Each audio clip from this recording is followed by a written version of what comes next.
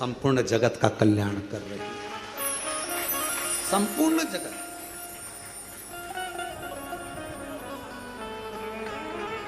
यहां पर आते हैं लोग कुबेरेश्वर धाम पे, हमसे पूछते हैं गुरुजी हम यहाँ आए हैं, हम यहाँ से क्या प्रसाद लेकर जाएं? हम उनको कहते हैं आप कंकर शंकर लेकर जा रही हो ना, अगर आपके पास में बेलपत्र है, चढ़ाई है, उठाकर ले जाओ। किसी ने बेलपत्र पूजन कर कर चढ़ाई है, तुम्हें रोड पर, यहाँ पूरे ग्राउंड में कहीं बेलपत्र अगर पड़ी हुई मिल रही है, उसको उठा लो। अगर यहाँ 2 दिन ठहरे हो, सुखा लो, नहीं सुखा सकते संभाल के रख लो। घर जाना, सबसे पहले प्रसाद में वही बेलपत्र का पत्ता तोड़ तोड़ कर देना, फिर बाबा देखो कैसी कृपा कर, करुणा कर। कोई पूछे तुम कुबेरेश्वर बाबा के धाम गई थी, वहां से क्या लेकर आई? तो बेलपत्र लाई हूं, रुद्राक्ष लाई हूं और कुबेरेश्वर धाम का कंकर शंकर लाई। बस मैं रुद्राक्ष स्वयं के लिए लाई हूं, परिवार के लिए लाई हूं। मैं ये कंकर शंकर खुद के लिए लाई हूं, परिवार के लिए लाई हूं। और बेलपत्र का पत्ता, ये बेलपत्र सब पूजन कर रहे थे, जमीन पर छोड़ रहे थे, मैंने उसमें से प्रसाद के रूप में मांग लिया, क्योंकि कंकर शंकर तो सब एक हैं। आपने विनय कर कर उनसे बेलपत्र मांग ली, देना बाबा। घर के बेलपत्र दे दी थोड़ी थोड़ी।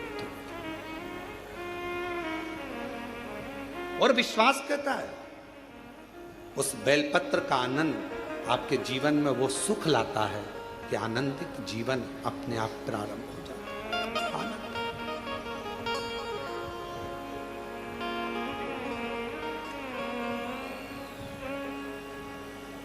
हम इस प्रांगण में भी ज़्यादा नहीं निकलते। क्यों? आप लोग चरण छूने का प्रयास करते हो और हम हमेशा एक ही बात कहते हैं कि चरण हमारे नहीं, देवाधिदेव महादेव, ये कंकर शंकर की भूमि है। यहाँ शंकर के चरण पकड़ो, बाकी के किसी के चरण मत पकड़ो। यहाँ शिव के, शंकर। हम नहीं निकलते। जब भी कोई कार्य देखने के लिए बाहर निकलते हैं और कोई कहता है गुरुजी कृपा, हम उनसे कहते थे वो नीचे बेलपत्र पड़ी, उठाओ जरा, लाओ, ले जाओ। बाबा सब करुणा करते हैं। बेलपत्र से बड़ा क्या दे? कुबेरेश्वर धाम आए हो तो 3 चीजों का स्मरण रखना। पहले नंबर पर रुद्राक्ष। यहां का रुद्राक्ष ना बेचा जाता है, ना किसी को दिया जाता है।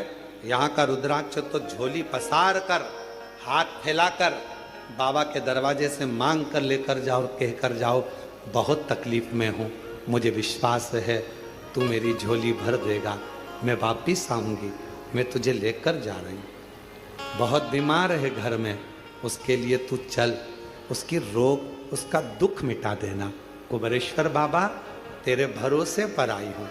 मैं नहीं जानती कि मैंने कुछ पुण्य करा कि नहीं करा, पर एक पुण्य जरूर करा कि आज तेरे धाम से मैं तुझे अपने घर तक लेकर जा रही हूँ। ये आए हो यहाँ का रुद्राक्ष, कंकर शंकर पूजन करी, 4 कंकर छोड़कर 1 कंकर लेकर चले गए। बाबा तू मेरे साथ चल, जिस दिन कार्य पूर्ण हो वापिस लेकर आ जाऊंगी। एक पत्र आया,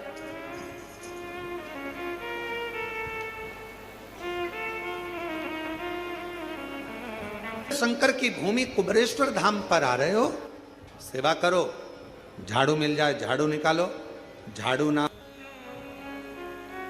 ये तो राख है, भस्म है, कौन संभालेगा, कौन रखेगा? पर चपटी भभूत में है खजाना, कुबेर का खजाना चपटी भभूत में। जैसे कंकर शंकर की भूमि को कुबेरेश्वर महादेव कहते हैं, कुबेर भंडारी की भूमि कहते हैं। यहाँ की रज, यहाँ का कंकर, यहाँ की धूल, यहाँ की मिट्टी स्वयं कुबेरेश्वर बाबा का चरण का प्रसाद है।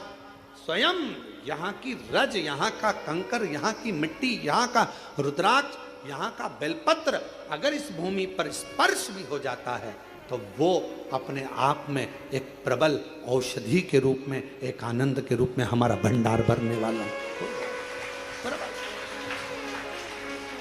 शिव शंकर भस्म लगाई मेरे शिव जी ने तो भस्म करोड़ों की हो गई। चपटी भभूत में है खजाना कुबेर का, चपटी भभूत में खजाना। शिव जी ने कहा जो किसी काम का नहीं वो मुझे दे दो,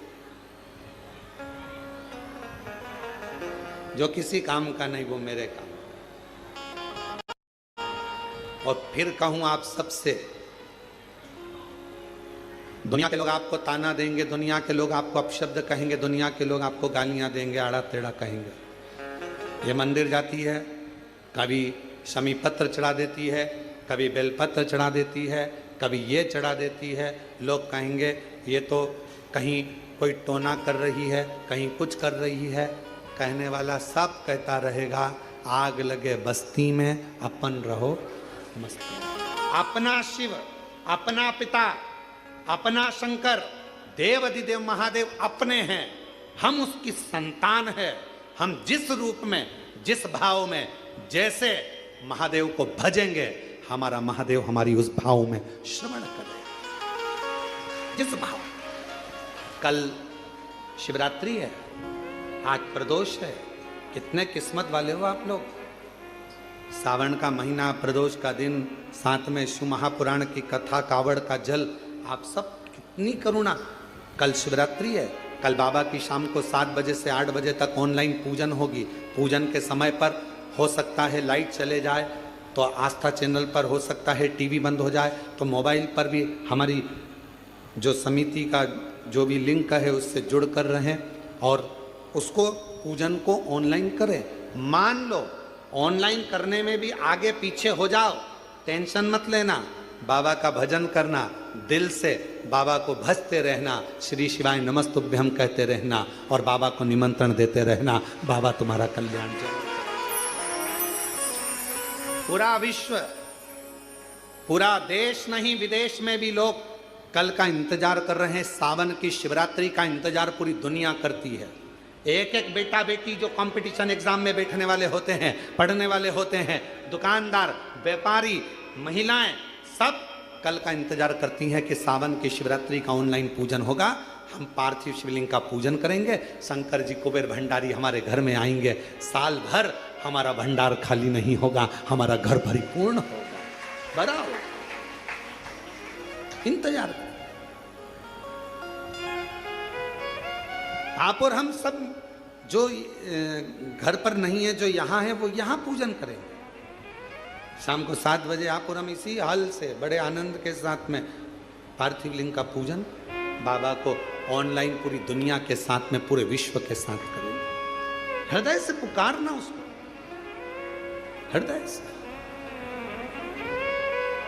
और आखिरी में जब पूरी पूजन हो जाए, पंडित जी विसर्जन का मंत्र बोल दें, और अगर मंत्र ना भी लाइव में आ पाए, आखिरी में पूजन होने के बाद विसर्जन का भाव रखते हुए बाबा से झोली पसार कर कह देना, बाबा कुबेर भंडारी खूब भंडार भरना, रिद्धि सिद्धि के साथ पूरे परिवार के साथ हमारे घर में सदा विराजमान रहना, करुणा करना। हम भले आपको विसर्जन कर दें पर आपकी कृपा हम पर जीवन पर्यंत रखना, ऐसी करुणा, ऐसी करुणा। शिव जी ने कहा कि जो किसी काम का नहीं वो मुझे दिया जाए। किस काम का? पर मेरे भगवान शंकर तुम्हारे पूर्व जन्म का भजन का बल देखते हैं, पूर्व जन्म का तुम्हारा संस्कार देखते हैं। नीचे के लोग तुम्हारा नाम देखेंगे, डिग्री देखेंगे, आईडी कार्ड देखेंगे, ऊपर वाला पुण्य देखेगा। आईडी कार्ड नहीं देखेगा कि भानु प्रताप कहाँ रहता है, कहाँ से आया है, फरीदाबाद से, फिरोजाबाद से, आगरा से, ग्वालियर से, नहीं। ऊपर वाला तुम्हारा पुण्य देखेगा कि इसने पुण्य किया, पुण्य। और कितना सुंदर शिव महापुराण में 2, एक शमी पत्र, बेलपत्र, मंदार, धतूरा, इन सब की बड़ी महत्वता होती है, बड़ी। कल शिवरात्रि की पूजन में लाल फूल, श्वेत फूल, गेहूं के दाने, काली मिर्च,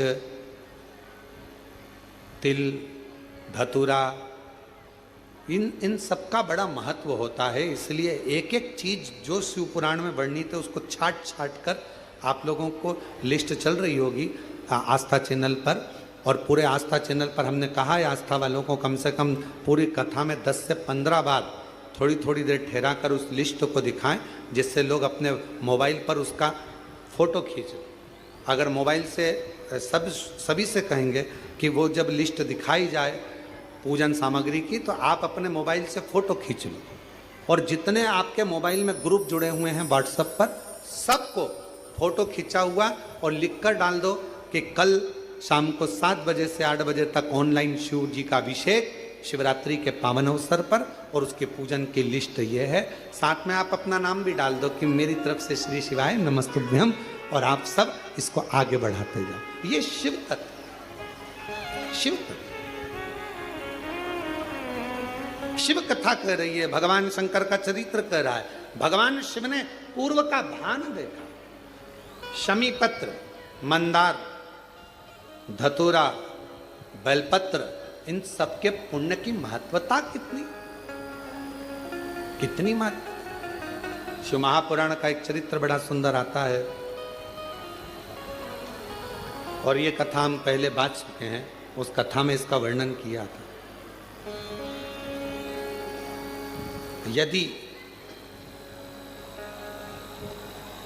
भगवान गणेश जी की पूजन और भगवान शंकर की पूजन दोनों जब शमी पत्र से करी जाती है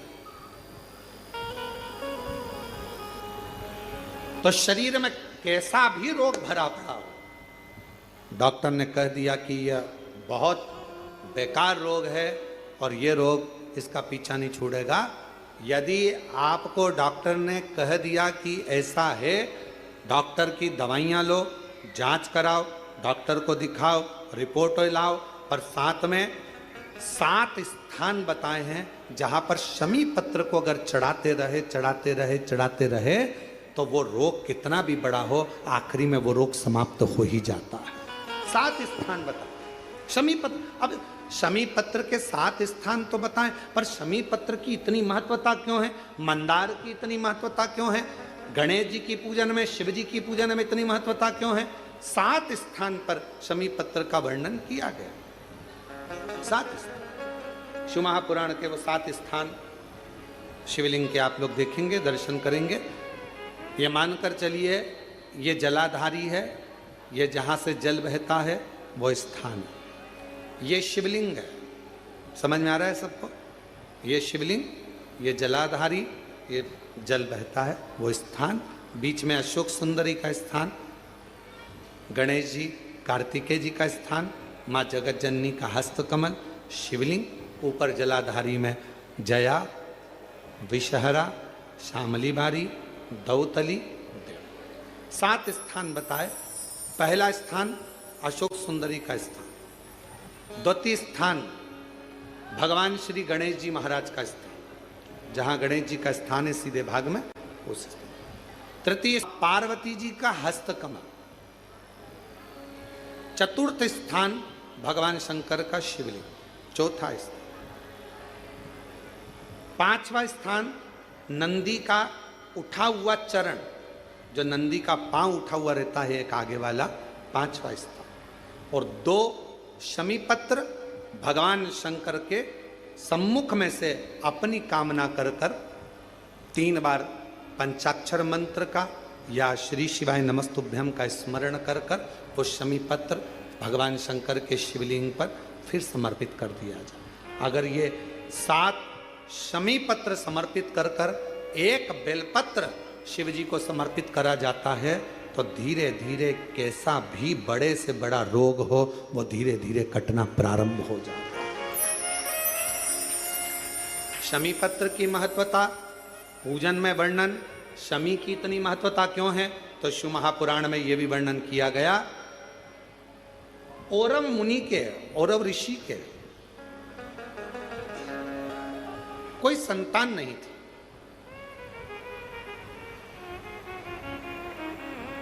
और औरव ऋषि की कोई संतान नहीं थी, बड़े दुखी थे। उनकी धर्म पत्नी ने एक दिन औरव ऋषि से पूछा कि संतान की प्राप्ति के लिए क्या करा जाए। और अब ऋषि ने कहा कि शिव के अलावा कौन, तो शंकर की आराधना करी उनकी धर्म पत्नी ने भी और औरव ऋषि ने। और शिव आराधना का फल ये मिला, धर्म पत्नी प्रदोष काल आता था, शाम के समय भगवान शंकर की आराधना में डूब जाती थी और औरव ऋषि भी शाम के समय शिव की आराधना करते थे, शाम के समय। और नमः शिवाय, ओम नमः शिवाय, नमः शिवाय, ओम नमः शिवाय, श्री शिवाय नमस्तुभ्यं, श्री शिवाय नमस्तुभ्यं। स्मरण में लगे हैं औरव ऋषि। उनकी धर्मपत्नी भी शाम के समय भगवान शंकर का भजन कर रही, बाबा से प्रार्थना करी, रोज शाम के समय पर भगवान शंकर की आराधना करते, पूजन करते, स्मरण करते। शिवजी ने कृपा कर कर उसका गर्भ ठहर गया। गर्भ ठहरने के बाद एक लड़की ने, कन्या ने जन्म लिया। कन्या ने शाम के समय जन्म लिया, इसलिए औरव ऋषि ने और उनकी पत्नी ने उसका नाम शमी रख दिया। क्या नाम रखा? शमी। कन्या का जन्म हुआ। औरव ऋषि की यहां बड़ी बधाइयां बजी, खूब उत्सव मना। समय आया जब औरव ऋषि के यहां पर कन्या का जन्म हो गया, कुछ समय ही आनंद के साथ में एक ऋषि और हुए जिनका नाम था धौम्य ऋषि। और धौम्य ऋषि के यहां भी एक बेटे का जन्म हुआ जिसका नाम मंदार रखा। क्या नाम रखा? मंदार। एक कन्या जो औरव ऋषि के यहां जन्मी उसका नाम शमी था।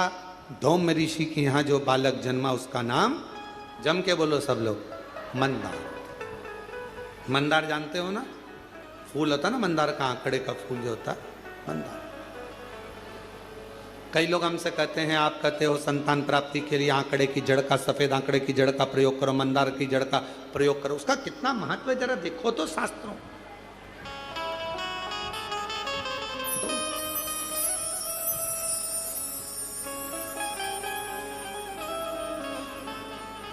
औरव ऋषि की बेटी बड़ी हुई, धौम्य ऋषि का बेटा बड़ा हुआ। दोनों बड़े हो गए, उनका विवाह दोनों ने पक्का कर दिया, औरव ऋषि और धौम्य ऋषि। शमी और मंदार की शादी हो गई। छोटे थे, पहले के समय में छोटी अवस्था में विवाह हो जाता था। आज के समय में तो अवस्था हो जाती है, छोटा समझ में ही नहीं आता कब विवाह करना। पहले लोगों ने विचार करा, पढ़ाओ पढ़ाओ पढ़ाओ पढ़ाओ पढ़ाओ, मना नहीं। फिर नौकरी नौकरी, धंधा पानी, नौकरी नौकरी करते करते कब 30-35 साल के हो गए, विवाह का ध्यान नहीं रहा। फिर बाद में लड़का देख रहे, लड़की देख रहे, ने कहाँ कहाँ जाकर, महाराज जी हमारी पत्रिका देखो, महाराज जी हाथ देखकर बताओ, महाराज जी कुछ बताओ, शादी हो जाए, ब्याह हो जाए, जल्दी से ब्याह हो जाए, शादी हो जाए, ऐसा कोई उपाय बताओ, कोई ऐसा काम करो। अरे भाई, जब विवाह का उम्र था, पढ़ो, मना नहीं, खूब विद्याध्ययन कराओ, मना नहीं, काम धंधे से भी लगो, मना नहीं, बिजनेस करो, नौकरी करो, सब करो, पर शादी, जैसे एक उम्र होती है कि मिलिट्री में, आर्मी में इतनी उम्र के व्यक्ति को लिया जाएगा, उसके बाद लेते हैं क्या उसको? जम के तो बोलो जरा, नहीं। मिलिट्री की उम्र है, कमाने की उम्र है, माता की गोद में बैठने की उम्र है, हर चीज की उम्र है। उसी तरह विवाह की भी एक उम्र है, शादी भी समय पर करिए। आज जो इतने इतने ना जाने कितने कितने बखाड़े हो रहे हैं रोज सोशल मीडिया पर, अखबारों में रोज पढ़ने को मिलता है, ऐसा हो गया, वैसा हो गया। समय पर सब चीज अच्छी लगती है, समय का ध्यान, समय। इसीलिए शिव महापुराण की कथा कहती है, धन सत्ता वैभव कुर्सी पद प्रतिष्ठा मिलना, ये मिल रहा है, प्राप्त हो रहा है। धन मिला, सत्ता मिली, वैभव मिला, कुर्सी मिला, पद मिला, प्रतिष्ठा मिली, सब कुछ मिली। हो सकता है कि ये तुमको प्राप्त हो जाए, कैसे ना कैसे मिल जाए, कैसे ना कैसे तुम्हारे भाग्य में आ जाए। ये सब मिलना भाग्य की बात नहीं है। सबसे ज्यादा भाग्य की बात तब है, सबसे ज्यादा भाग्य की बात तब है जब, सबसे ज्यादा भाग्य की बात तब है जब एक अच्छा गुरु और एक अच्छी धर्म पत्नी आपकी संगनी बनकर साथ चले, तो समझ लेना कि भाग्य। एक गुरु अच्छा मिल जाए, एक धर्म पत्नी अच्छी मिल जाए। गुरु तुम्हें स्वर्ग की सीढ़ी चढ़ाने की राह बताता है और धर्म पत्नी तुम्हारे साथ रहकर घर को स्वर्ग बनाने का प्रयास करती है। धर्म पत्नी,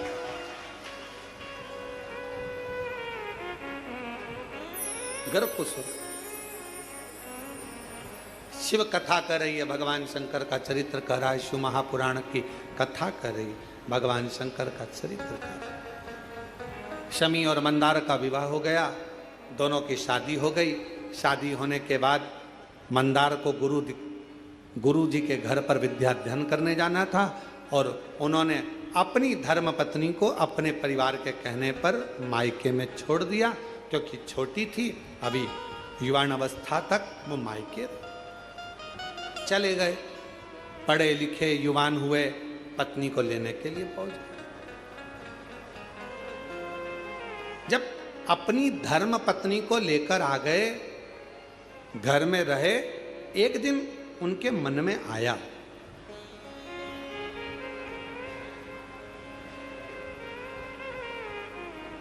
उनके मन में भाव प्रकट हुआ, चलो अपने गुरु जी से मिलकर आते हैं, चलो। और दोनों शमी और मंदार दोनों बड़े अलमस्ती के साथ जाने लगे। चलते चलते बीच में भुषुंडी ऋषि का आश्रम पड़ गया। अब भुषुंडी ऋषि को तो आप जानते ही होंगे कि भुषुंडी ऋषि का आश्रम मतलब भुषुंडी बाबा कैसे थे, गणेश जी के परम भगत। और भुषुंडी ऋषि ऐसे ऋषि थे भुषुंडी जी कि शायद दुनिया में इतना सुंदर ऋषिवर कोई हुआ ही नहीं, इतने सुंदर थे। अप्सरा लोक को छोड़कर भुषुंडी बाबा का केवल दीदार करने के लिए, दर्शन करने के लिए आती थी, इतने सुंदर। एक दिन भुषुंडी ऋषि के मन में आया कि मैं सुंदर हूं तो अप्सराएं मेरी ओर देखती हैं, भगवान को नहीं देखती, उनकी आराधना नहीं करती, सब लोग मुझे देखते हैं, क्या करूं ऐसी सुंदरता का। एक दिन भुषुंडी ऋषि ने तप करा, साधना कर कर गणेश जी को प्रकट कर लिया। गणेश जी ने कहा, मांगो तुम्हें क्या चाहिए। कहा, बस इतनी कृपा कर दो, जैसे आपका हाथी का मुंह लगा है, मेरा भी हाथी का मुख कर दीजिए। जैसे ही कहा तो गणेश जी आश्चर्य में पड़ गए कि हाथी का मुख लगाओगे, लोग क्या कहेंगे, तुम इतने बड़े ऋषि हो, इतनी सुंदर तुम्हारी काया है, तुम्हारा मुख इतना सुंदर है कि देवलोक की अप्सराएं तुमको देखने के लिए आती हैं, देवता तुम पर आश्चर्य करते हैं, और तुम हाथी का मुख लगाने की बात करते हो। हाथी का मुख, लोग क्या कहेंगे। भुषुंडी बाबा ने कहा कि प्रभु बस कृपा करो, तुम तो मुझे हाथी का मुख लगा दो।